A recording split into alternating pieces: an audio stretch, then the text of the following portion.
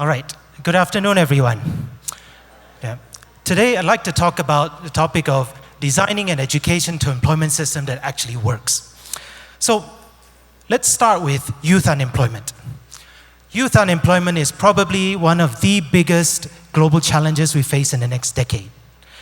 As many as 75 million youth between the ages of 16 to 25 are unemployed today. On top of that, probably another twice that amount are underemployed. By underemployed, we mean youth who are in jobs, but these jobs do not match their qualifications and skills. So it's quite a large number. On the other hand, we estimate that there's about 85 million shortage of workers in terms of high-skilled and medium-skilled workers by 2020. So there's a big disconnect. On one hand, massive youth unemployment, massive youth underemployment. On the other hand, big shortage of skilled and semi-skilled workers. As a bit of context as well, there's more than 50% unemployment, youth unemployment, in countries globally. This is, for example, in Spain, in Greece, in South Africa. So this is a global phenomenon. Youth today are 3 times more likely than adults to be unemployed, right? And this is a huge, huge problem. We also know, based on research, that 1 year of unemployment before age 23 is equivalent to about a 23% lower salary for youth 10 years later. So before the age of 23, if a youth is unemployed for 1 year, that is a huge hit 10 years later in terms of their income and their quality of life. Right? We also know that there's a huge cost. So for example, for the European Union, the estimated cost of youth unemployment for 21 EU states is about 100 billion. Beyond the fact that there's a lot of untapped talent for youth in the global economy, there is also the risk of economic and social unrest. And we've seen this play out across the world, in Latin America, in Asia, in the Middle East, in Europe. Right? We talked about youth unemployment, but there's also a bigger issue in terms of the upcoming trend towards automation and artificial intelligence. We know, for example, that as many as 50 to 60% of jobs today can be replaced by technology, can be replaced by automation.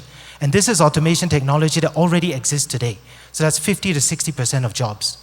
We also know that with artificial intelligence and with automation, the first phase of this disruption is likely to create more job destruction than it results in job creation. So on top of youth unemployment, we now have a massive issue globally in terms of having to deal with reskilling of the workforce. Okay?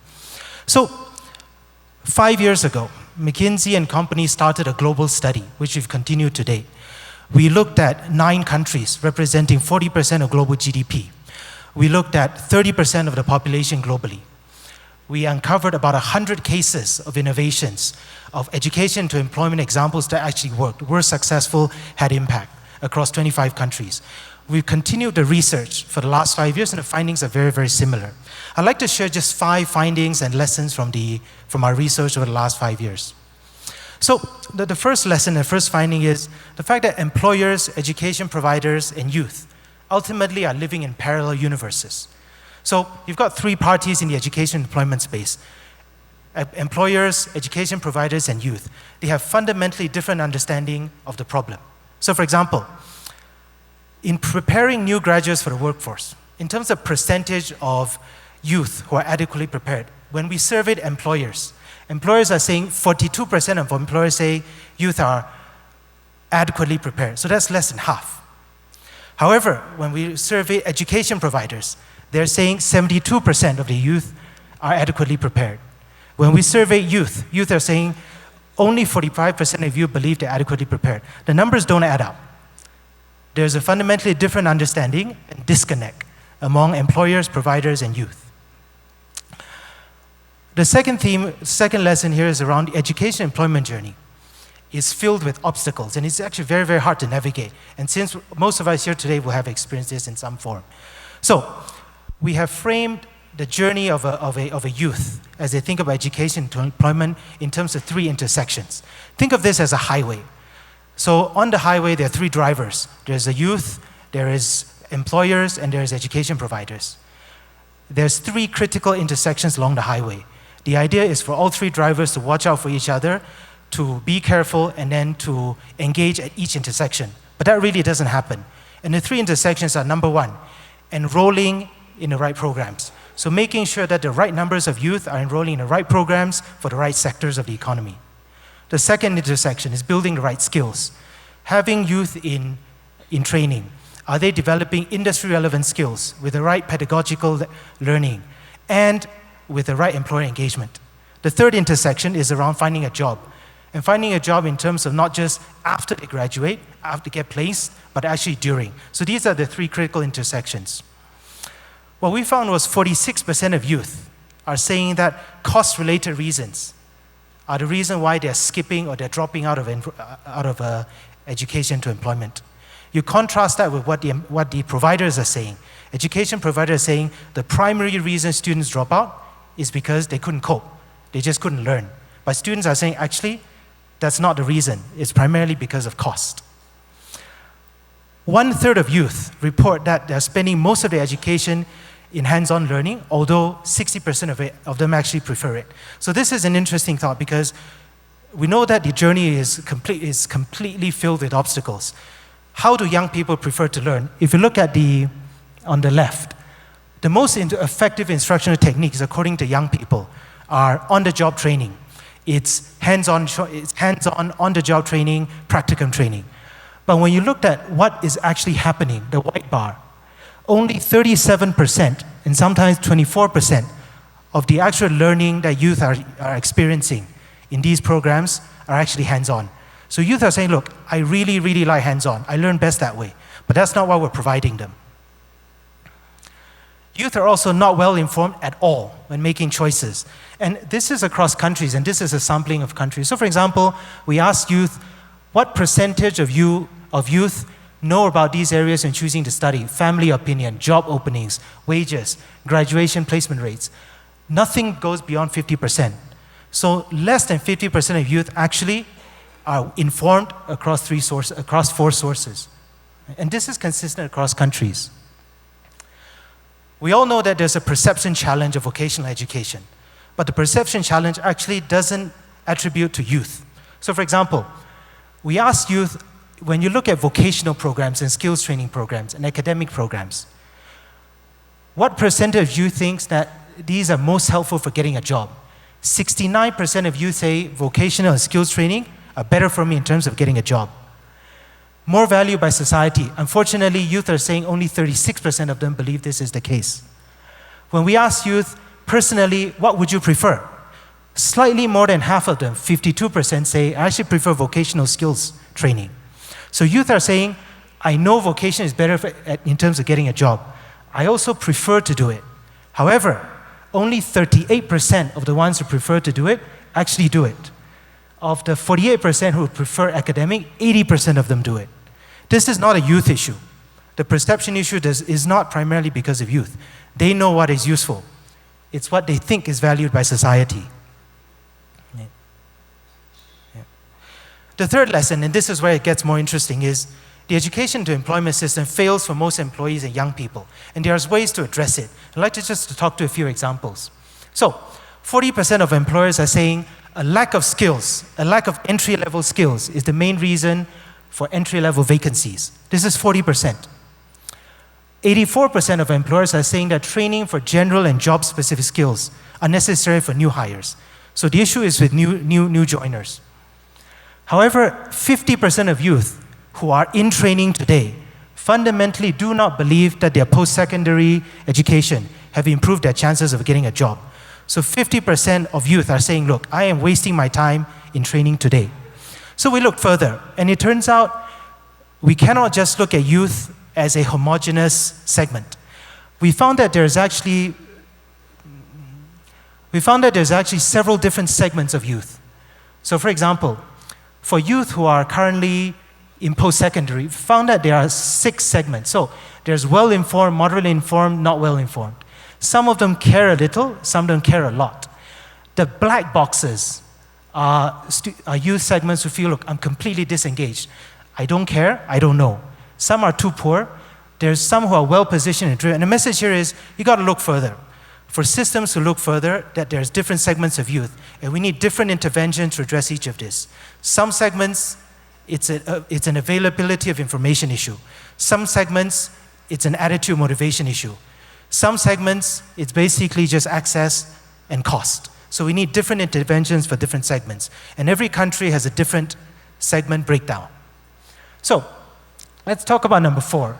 We have seen huge numbers of innovative and effective programs around the world, and they have a few important elements, and this is where the solution comes in. Regardless of location, of actors, or the sector, we see 2 common elements. Number 1, education providers and employers actively step into one another's worlds. Employers engage early, they engage often, and engage on multiple topics, multiple areas. In some cases, employers and education providers are stepping into each other's roles. Number 2, where it's successful, these programs see it as a continuum. Remember the 3 intersections we talked about: getting a job, building the right skills, enrolling in a program. Effective programs, effective innovations, they see this as continuation. They don't see this as 3 discrete steps. So for example, when we looked at employers, there are actually 3 segments of employers. 44% of employers do not engage at all with education providers. They're not getting impact, they're stalled. 25% of employers engage probably about 2 or 3 times a year. Ineffective, but they're still hiring. But there's 31% of employers, about a third of employers, who are doing something interesting. They are doing what we call extreme engagement. So this is where they engage on a monthly basis. They provide faculty, they provide practicum training. In some cases, they interview, they offer jobs even before students start enrolling. So extreme engagement, not just engagement you need to hire.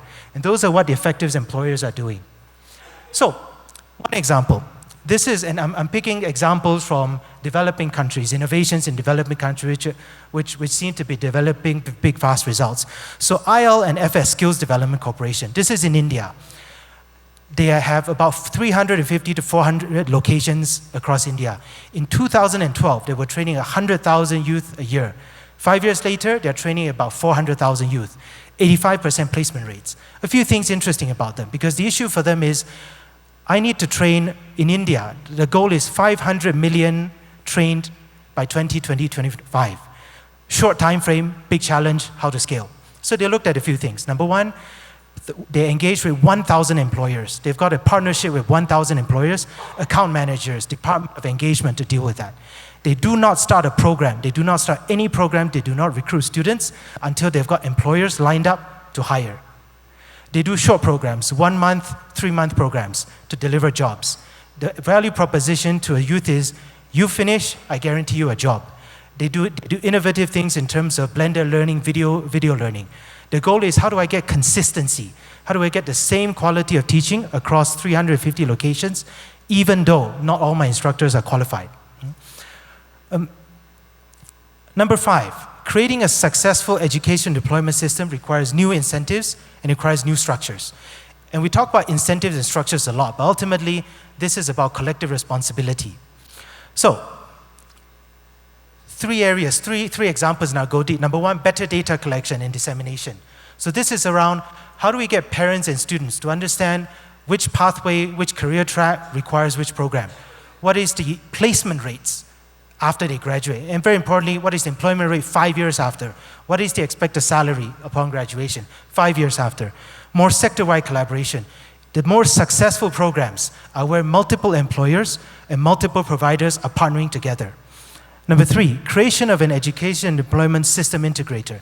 And this doesn't need to be government. This could be NGOs, this could be social sector, could be public-private partnerships, could be government.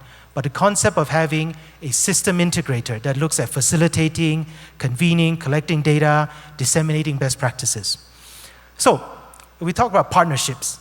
One example is the concept of partnering with competitors. Some of you may have heard of MTech. This is the Automotive Manufacturing Technical Education Program or Council in the US.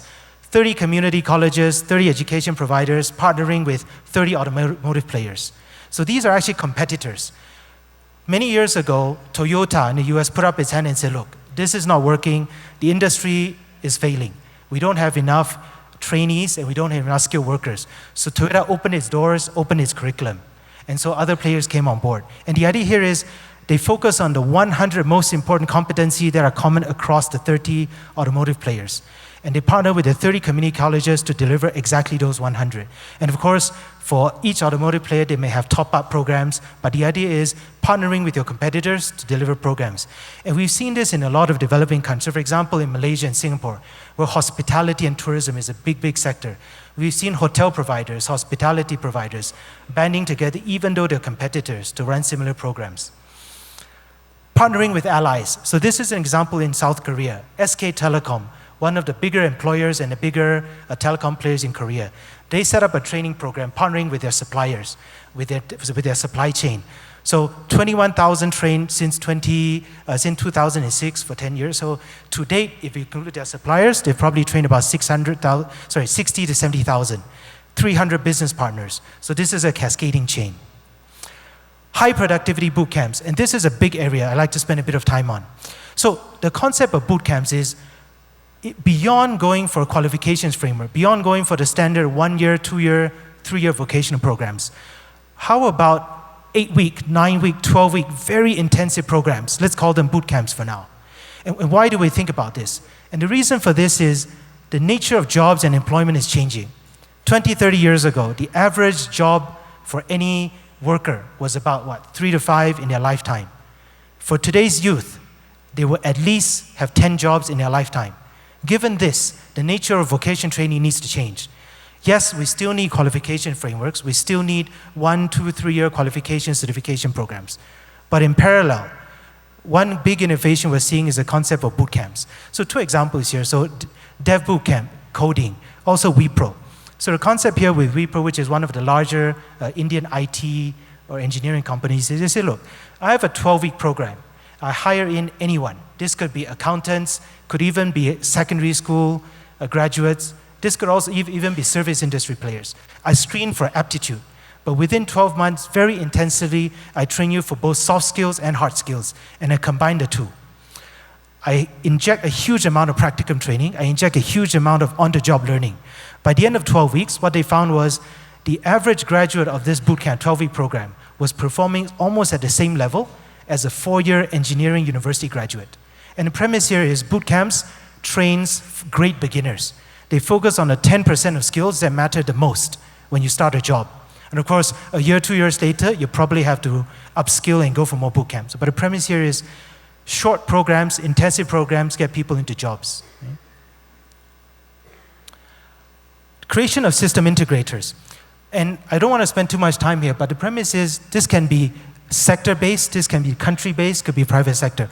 The National Skill Development Corporation in India, it's a public-private partnership program set up in India to facilitate skills training. They are responsible for establishing, setting up sector skills council. They're responsible for seed funding. They're responsible for collecting data. Prominpi in Brazil, oil and gas sector. In Australia, the Australian Workforce Productivity Agency. So these are different forms of system integrators, but their role is very similar. Doesn't matter whether you focus on a sector, on a country, on a segment, or a geography.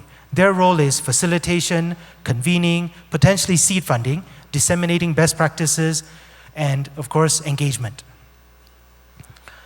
Finally, the 6th lesson I want to talk about is the issue of scale.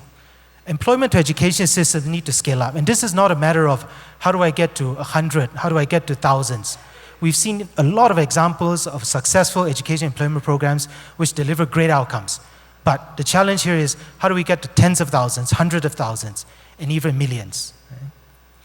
So there are 3 primary barriers to scale. These are the 3 most common, and because I'm running out of time, I will go very quickly. Number 1, constraints on provider resources. So often providers are saying, look, I don't have enough faculty, I don't have enough funding. Number 2, difficulty in providing hands-on learning experiences. We all know that the most effective form of training, of vocational training, technical training, is hands-on practicum training. The youth are saying they prefer to learn that way. The providers also know that it is the best way to learn. However, hands-on training opportunities are limited. For example, we don't have enough trainers, we don't have enough labs, we don't have enough actual work environments. The actual on-the-job training, you don't necessarily want new trainees coming on and disrupting your services. Number 3, employers are hesitant to invest in training because they're saying, if I invest, Somebody else is going to poach them. I will only invest if it's specialized skills. So we've seen examples how these are overcome. For example, constraints on provider resources, highly standardized curriculums, highly modularized curriculums, using non-traditional channels. So for example, TAFE in Australia. They work with, for example, hospitality providers, 50 of these guys, competitors. They say, look, what are the 20 most common modules? Completely modularized, completely factory-based. I deliver these consistently. And anything that's specialized, that's on top. IL and FS, they do videotape learning. They overcome the situation where they have limited trainers. What I find most interesting, though, is this number 2, hands-on learning opportunities. Serious gaming is probably the 21st century apprenticeship model. The old form of skills training is very apprenticeship-based. You learn from the masters, you learn from the more experienced ones, but that's limited. So, through digital simulation, through serious gaming, the tagline we like to talk about is the future of hands-on learning is very likely to be hands-off. And historically, simulation was high cost, it was difficult to prepare, and it was for very technical professions. But these days, what we're seeing is very low cost, existing platforms, existing engines. And this could be anything from surgery to healthcare, to technical skills, to even refinery, plant refinery, and factory management, to even services or hospitality. So there are many ways to overcome the barriers, and there are many examples we've seen globally. And the premise is, how do employers, how do providers, and how do youth come together? So the premise is, we've got huge problems, huge challenges, youth unemployment globally, youth underemployment globally. We also have huge challenges around reskilling of the workforce, not just youth, but also experienced workers. So the premise is, tomorrow's approach should not and cannot be based on the approach of yesterday. So I'd like to close by offering perhaps one hope and one challenge for us. The hope is that all participants in the education and employment journey, whether you're youth or you consider yourself youth, education providers, government, public sector, and employers, you come together collectively and individually in terms of taking responsibility moving forward. I also have a challenge for all of us here today. And the challenge is to acknowledge that in many ways it is crazy to keep doing what we've been doing for the last several years in terms of education to employment. We know the costs, we know the failures, we know the limitations, we know what doesn't work. And the challenge for us is to say, look, we need to design a new system. We can't just adopt patches to the existing one. Okay? Great. So, that's it. Thank you very much.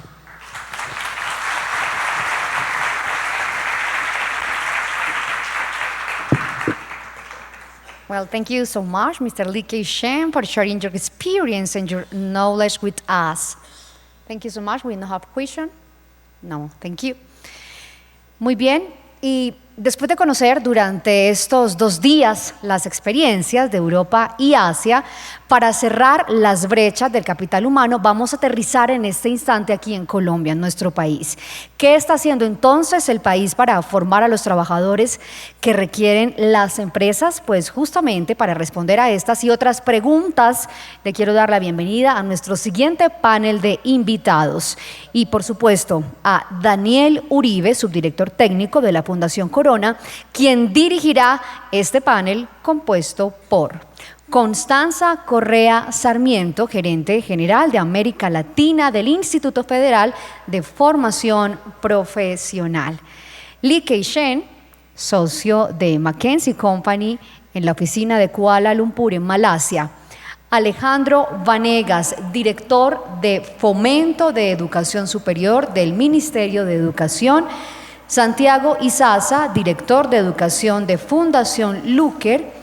Oliverio Huertas, coordinador nacional del Observatorio de Mercado de Trabajo del PNUD.